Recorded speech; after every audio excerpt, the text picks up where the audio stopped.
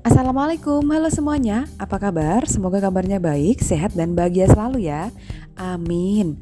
Untuk yang baru bergabung di channel ini, jangan lupa untuk like, subscribe, dan aktifkan tombol loncengnya. Terima kasih.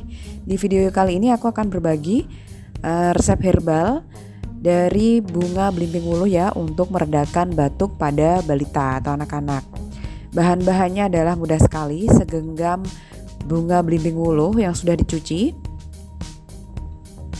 Oke. Kemudian dicampurkan dengan air 50 ml. Kemudian dikukus selama kurang lebih 20 menit dengan api sedang. Dan ini aku tidak mencampurkan gula ya, nanti ini aku buatnya original. Dan nanti bisa kalian tambahkan madu. Dan hasilnya seperti ini, warnanya merah marun. Rasanya agak pahit dan asam. Silakan ditambahkan madu supaya rasanya lebih enak dan balitanya semakin suka gitu ya.